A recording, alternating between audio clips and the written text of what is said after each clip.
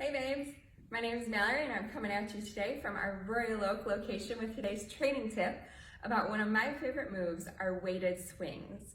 So you can see these in our classes with two different props. You might see them with the kettlebell in our bar classes or with the heavier 8-pound med ball in our strength training bootcamp or HIIT style classes. For the purpose of today's video, I'm just going to be using a med ball, but all the tips apply no matter which one of the props you're using. So one of the reasons I love these so much is that they work a lot of different things at the same time.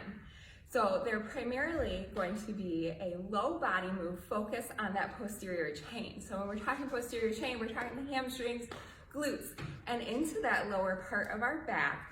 They're also going to be a cardio move. I'm sure if you've done them, you know that they can get pretty intense. And they're great for core stability as well, especially when we're taking that one-handed variation. So let's get started with what that good form looks like when we're doing our swings. I'm going to start by grabbing our med ball and we're going to look at our two-handed variation first. So our med ball swings are going to be a hinged pattern movement. The other place that we see a hinge movement is in our deadlift and our good morning, so you're going to hear a lot of the same things that you might hear when you're working through those moves. I'm going to turn on the side so that you can see a little better.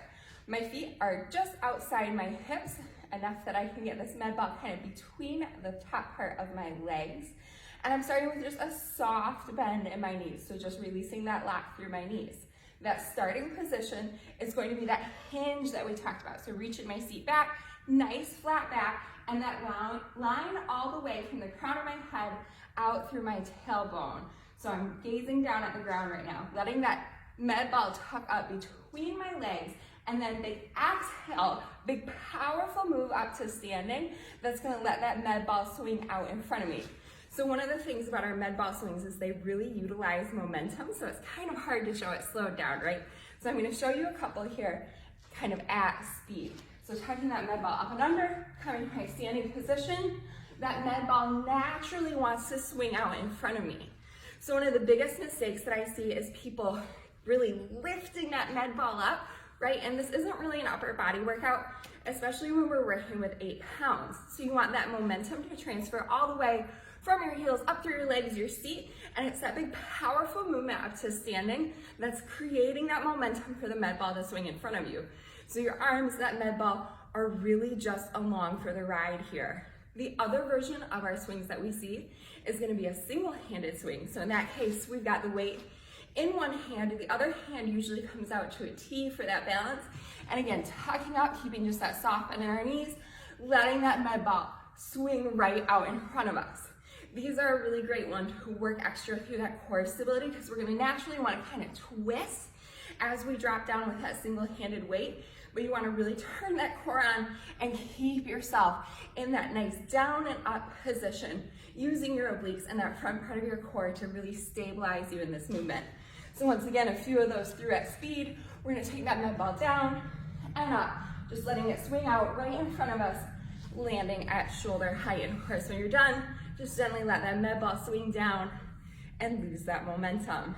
So a couple of mistakes that we see in our swings. I already mentioned one, we see people lifting this med ball up over their heads, and that's really not what the move is about.